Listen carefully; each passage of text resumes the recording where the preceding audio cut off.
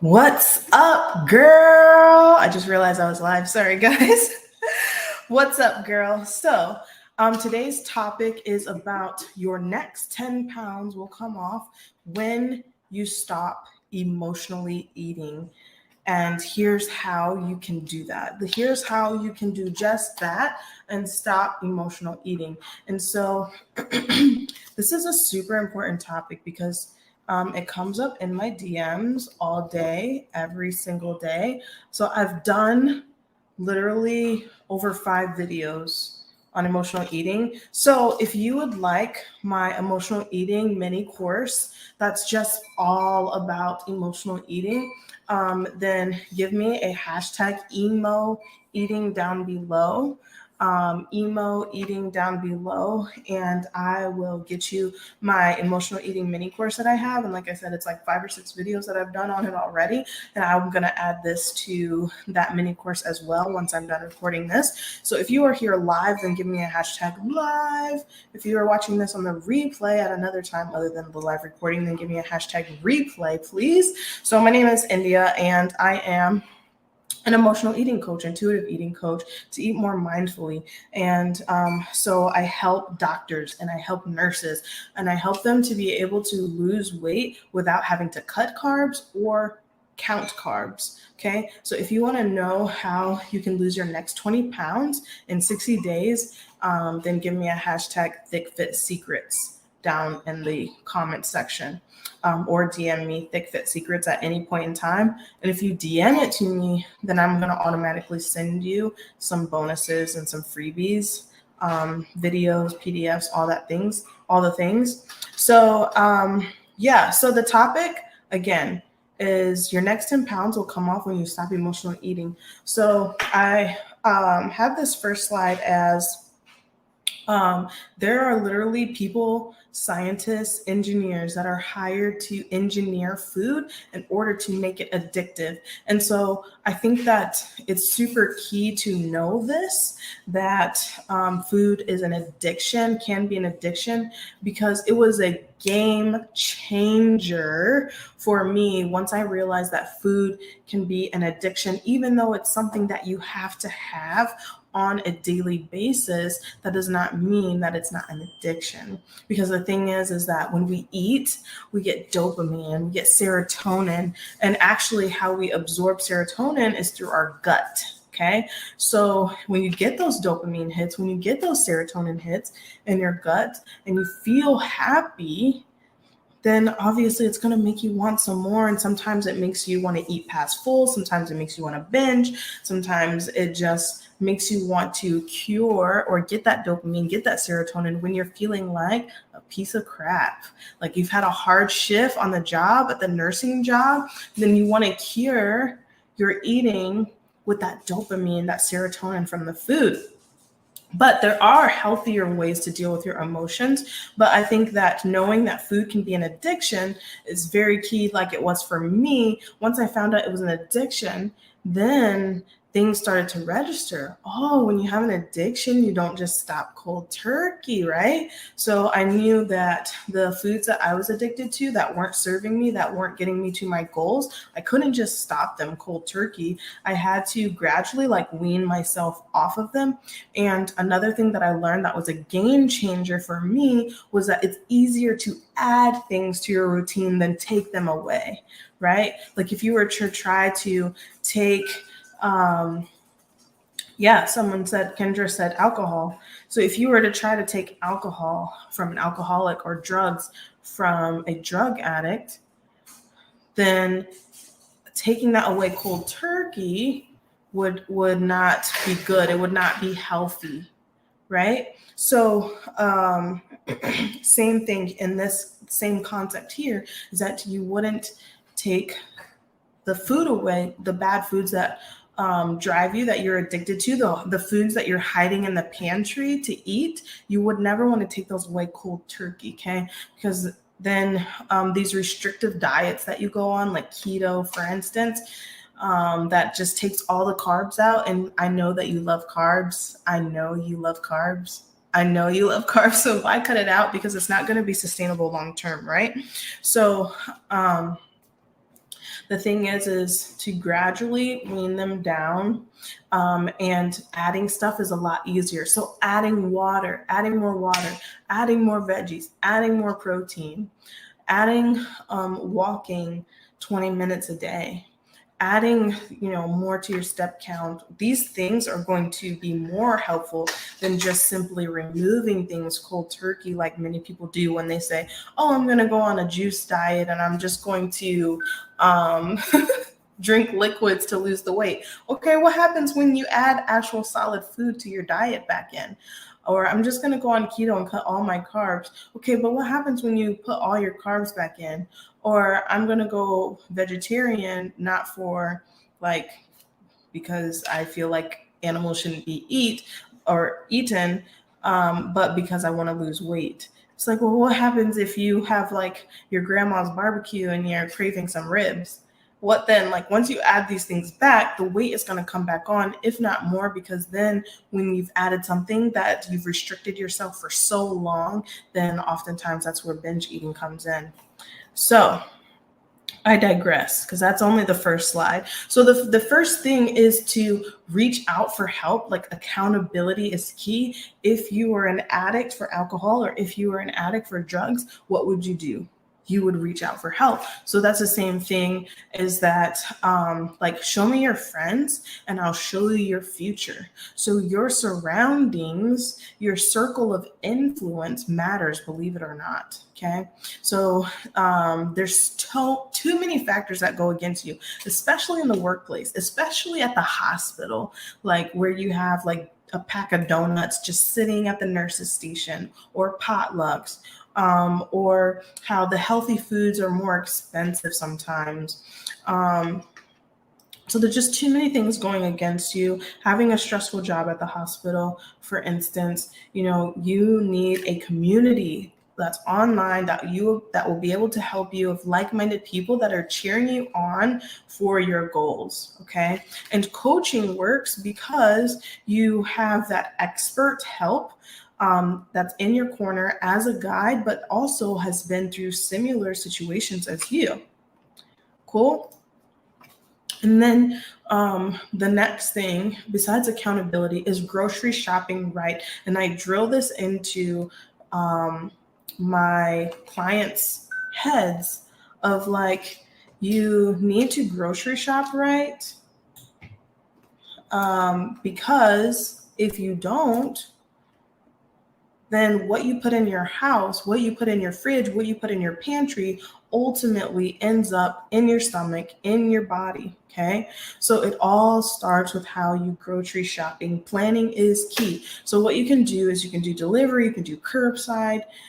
You can make a list and stick to the list by making sure that you eat prior to going to the grocery store. Like, it's very, very true. Don't go to the grocery store on a hungry stomach, because then you are now not eating, you're now craving all of the things while you're grocery shopping, if you are grocery shopping hungry. And so my whole thing that I teach my clients is, don't even bring it in the house. Do not even bring it in the house. Make it harder for yourself to have access to these foods. That's going to be super, super key. And like I said, what goes in your house goes in your body. What goes in your house goes in your body. But Coach Indy, like, I want to make sure that I buy snacks for my kids or my husband or whoever else is in the house. I have some clients that, take care of their parents, and their parents want the goodies. Okay, the thing is, let's take a step back here. How important are your goals to you? That's number one. Do you really want to lose the 20 pounds in 60 days or not? And if so, if your goals are really important to you, then the next step is maybe have like a box for hubby, have a box for the kids, put it out of sight, out of mind, put it in the garage, put it in like the highest hard to reach area in the house, because out of sight, out of mind really, really does work. And have it in a designated space. Or like, if it's your parents, maybe they can keep that in their room. If you're someone's caretaker, if it's your husband, maybe he can keep it in his nightstand, things like that. Like, there's workarounds here where you don't have to keep things from other people in the house. But the thing is if you are serious about your goals, if you don't want to be one of those people that's new year, new me, and literally only 13% of people stick to their goals past week 3, then, and this is statistics, that you don't want to be a new year, new me, then it's time to like implement some things so that you're able to see the weight come off. So the next thing in this presentation is focus. Like focus is so important. Like any goal that you've ever had, whether that was graduating nursing school, whether that was buying a new car, like anything you ever wanted in life, you had to make it that main priority, right? So like if you are a nurse, I know for a fact that you put everyone else first ahead of yourself, whether that's family, whether that's your patients, whether that's your job, your dog, like you take care of everyone else, but it's time to fill your own cup, queen.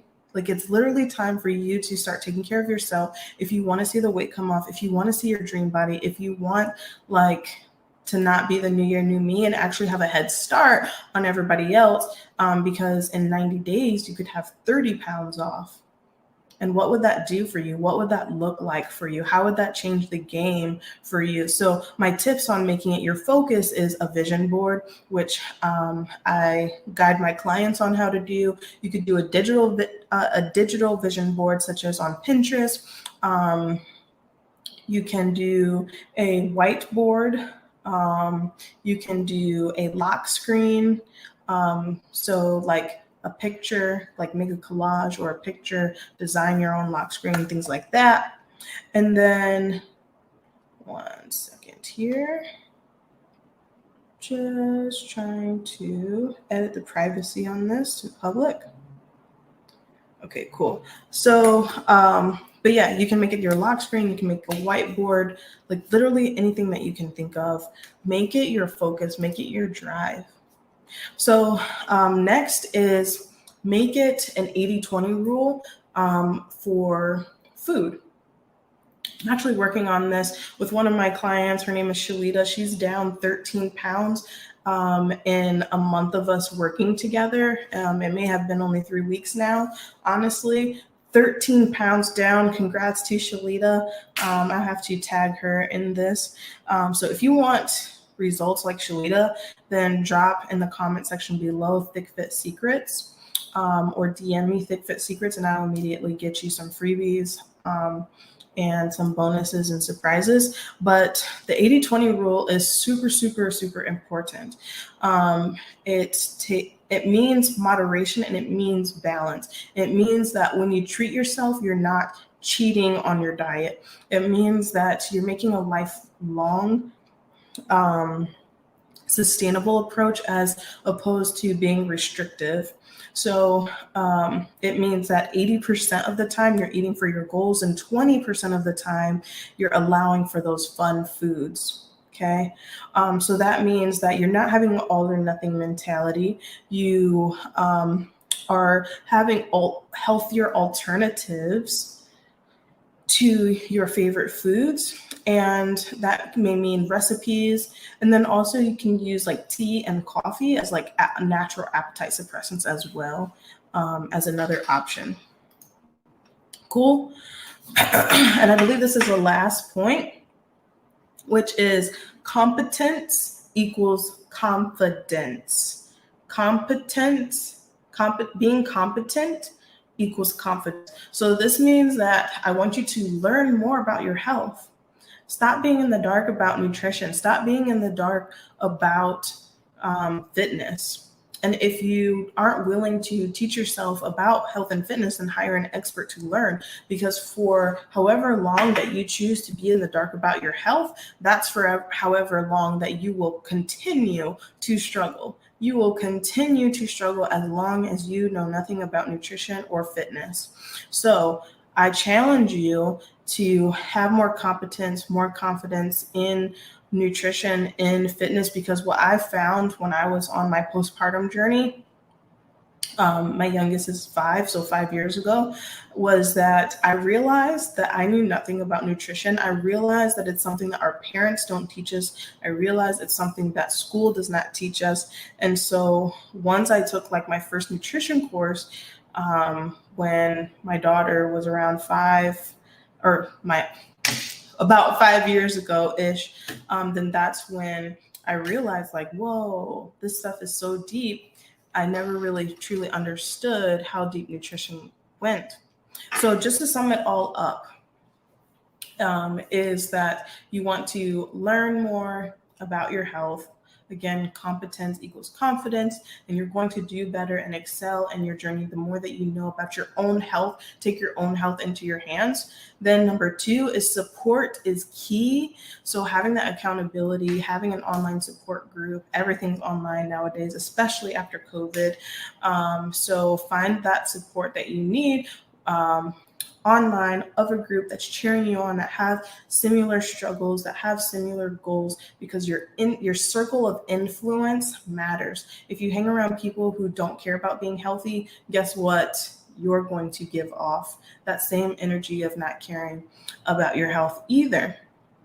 And it makes it 10 times harder to be successful, or hire a coach, hire an expert. Then number 3 is balance. Actually, let me go back to support, because a lot of times when I'm talking to people in the DMs is like, I'll say like, who's going to be there for you on this journey? Like, what's your support system look like? And oftentimes they'll say like their spouse, but their spouse is not on a health and fitness journey. So how are they going to be supportive? So I just want you to think about that question. If you're kind of like the India, like, what if coaching isn't for me? Da, da, da, da, da. But then it's like, well, who is going to be there for you? So just kind of think about that. Ask yourself that. Contemplate on that. Answer it out loud if you want to. But okay, now let me go back to number 3, which is balance. That means the 80-20 rule. That means making this sustainable lifestyle approach. And then number 4 is make it your main priority, make it your main focus, because you cannot continue to pour from an empty cup as a nurse, as a caregiver, as a mom, as a wife, girlfriend, whatever you tend to be right now, as a friend, as a sister. You cannot pour from an empty cup. You have to fill your own cup. And so make it your main priority, make it your own focus, make your self-care and your weight loss goals important. If you want to know more, then drop a Thick Fit Secrets down in the comments below, and I will give you some bonuses. I'll give you some freebies. You might as well, at this point, like, you spent 17 minutes here already with me, you might as well drop the Thick Fit Secrets down in the comments below, and I'll get you those freebies to help get you started on your health and fitness journey. Because if you are able to give up the emotional eating that we just talked about, I know for a fact you would be able to get off 10 pounds every single 30 days. So that means by the end of this year, that's 30 pounds off in 90 days. What would that do for you? So let's get it, everybody. As always, it is faith, consistency, and hard work that's going to get you to your goals. But faith without works is literally dead. So you have to put in the work. You have to put in the work. And I will see you guys next time. It's Coach Indy signing out. Bye. Have a good evening.